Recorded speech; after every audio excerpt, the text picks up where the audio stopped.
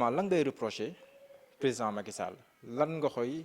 si doxalinam yan mbir la teg nga gis ne que lii wute na ak lool li mu siife woon ak askan wi. waaw mais bëri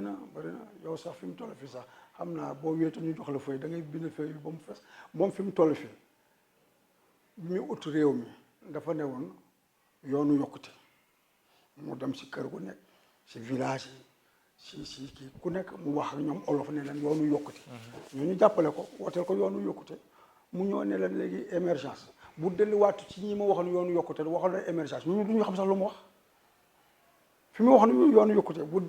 fa delluwaatee ne leen léegi émergence la plan émergence ñoom sax duñu xam li plan émergence et cetera donc jóge na si yoonu yokkute ñëw na si plan émergence Sénégal ñëw na ci yeneen ñaar yoo xam ne xoo jàppatuma dénomination benn waxoon na ne fi mu ne fi buñ kon fale 25 minutes du ko weesu actuellement gouvernement bi boo jëlee ministres yi nga xam ne dañuy toog xam nga tamit les réalités du pouvoir. waaw non damay wax rek non li ko motiver je ne cherche pas à comprendre je constate les faits waaw li ko motiver moi vraiment je ne cherche pas à comprendre quoi. Mais est-ce que c'est votre trop même les réalités du pouvoir aussi quand même mosuma nekk président mais je sais comment ça fonctionne. est-ce que sévère trop tamit est-ce que nekkul réquisitoire bu sévère trop boo kii. non xam nga yaa ngi doon wax ma lim rek pare mu woon ci lim bi mais est-ce que yow par exemple man lan mooy sa relation ak Ousmane Sonko. amoo benn relation benn mosuma ko oo mosuma téléphoné mosuñu gisante mosuñu nuyonte mosuñu waxante on ne connaît même pas. amoo volonté engagé wu politiquement parce que yenn saa bu leen lii day mel ni opposant bi bind. non c'est-à-dire que li may critiquer pouvoir bi noonu laay critiquer yenn opposants yi. mais Sonko bokk si c'est-à-dire pourquoi rek jàpp ni rek ku critiquer citoyen la. mais Sonko moom li muy doxalee moom dafa mel ni xaw na dal sa xel en tant qu'opposant Sonko.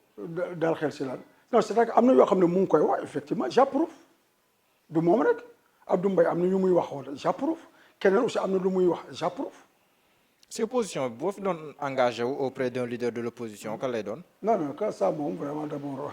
du ma ko wax mais j'ai pas encore fait de choix te aussi vraiment pour ma engager si gannaaw nit aussi yombul daal yombul du ma dem rek di engagé comme ça nit kay moo may soxla ñëw ne ma comme ça gis naa xëy na li ngay xalaate da méngoo na est-ce que mën nañu ànd ma seet bu ma mën a ànd ak yow ma ànd ak yow. mais man du ma dem di dabi nit. daaxoo dugg si politique. de quelle façon actuellement li may def politique la. non fi may wax politique mooy soobu si mouvement wala sa sant sa mouvement. boo non pour l'instant vraiment bokkul sama xalaat quoi. fi mu toll fii c'est un citoyen qui a retrouvé sa liberté de ton d'expression de conviction et d'opinion moom mooy wax li nga xam ne mooy xalaatam ci biir doxalinu réew mi Macky Sall président de la République la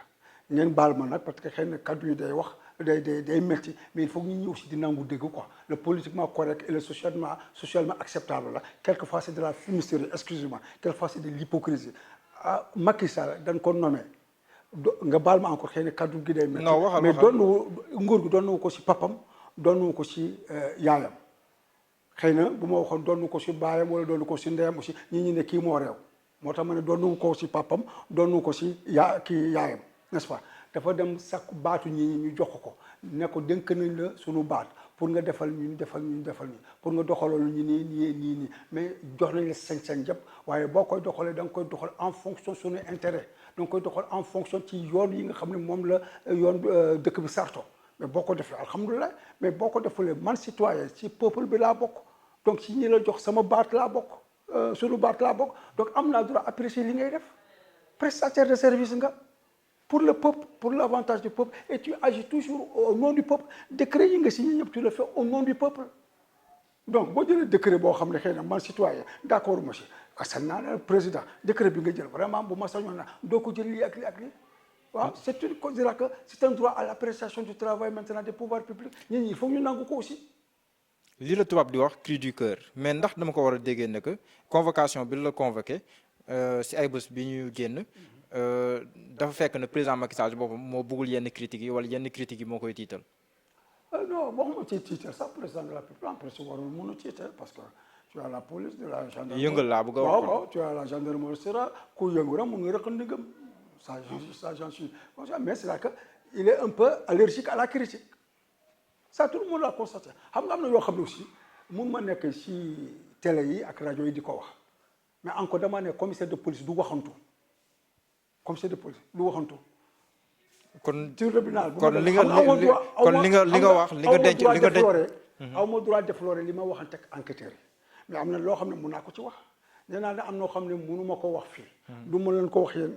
enquêteurs yi du ma ko wax sa procureur de la République léegi yóbbu leen ma tribunal ngeen jugé ma devant des juges en audience publique xëy na am na yoo xam ne mun naa ko fa wax am na yoo xam ne mun naa ko fa wane surtout. kon li nga denc je suis suffisamment responsable aussi pour nekk rek lu ñëw rek tara may wax xam nga li may wax ak li may def mosoo dégg mu ma def le secret professionnel je suis responsable. kon li nga denc moo ëpp li nga wax. ah bon je ne sais pas mun naa seetlu na tam nguuru président Macky Sall ñu bëri ñoo xam ne dañoo bokkoon si ay corps yoo xam ne nii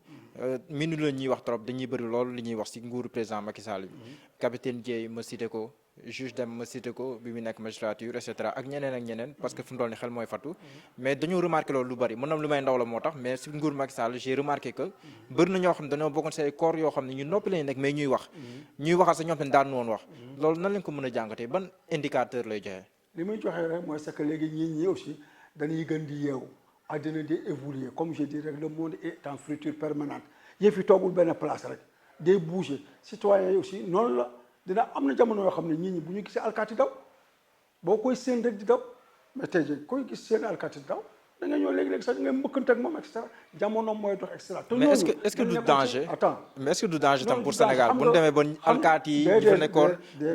c'est-à-dire que bu dee ni alkaati yi sol tenue la ñoo doon wax wala militaires yi sol tenue wala juges yi nga xam ne ñoo nekk en fonction ñoo doon wax ñu mën a wax danger la mais ñiy wax yëpp mais ils ont retrouvé leur liberté ñi nga xam ne dañoo bëgg a wax dañoo démissionner pour am seen liberté. waaw mais bu ñuy génn si corps yooyu pour wax. waaw ñenn ñi sax dañuy sori lool seen âge de retraite. mais mu jaral ñu génn pour wax. waaw ndax loolu tamit nekkul danger pour est-ce que nekkul tam parce que yéen. corps yi ngeen nekk ay corps yu stratégique la si réew. absolument corps yu stratégique ngeen di nekk si ngeen di jógee après di wax est-ce que loolu tam nekkul danger pour Sénégal. non nekkul benn danger parce que nous on est responsable. du ñu def loo xam ne mu day déstabiliser pays bi parce que pays bi ñi ko jiite ñun ñoo leen ko gën a bugg foofu ñun militaires yi gendarmerie juge et cetera mais loyauté rek lañ xam on nous a formaté nu mu tuddee pour avoir l'esprit républicain loolu xam nañ ko ñi fa nekk ni di giri ñun ñoo leen gën a loyal foofu ñun ñoo leen gën a xam principe républicain ñun ñoo leen gën a gëm république ñun ñoo leen gën a gëm nation xam nañu ce que ça veut dire on a fait des sacrifices pour ça donc loolu il faut que mu leer aussi quoi bon maintenant ñu si mais ils sont là aussi en tant que politiciens waaye politiciens yoo xam ne li ñuy doxal bu dul yoon aussi vraiment dañ koy dénoncer pourquoi ñu war a nekk croiser les bras rek di leen seetaan alors que quelquefois c'est des médiocres qui sont là qui n'ont aucun mérite lu dul rek xëy na dana am mbooloo rek waaw bu président génne ñu andi mbooloo ñu tàccu rek ñu remarqué leen jox leen poste c'est ça la vérité dans ce pays là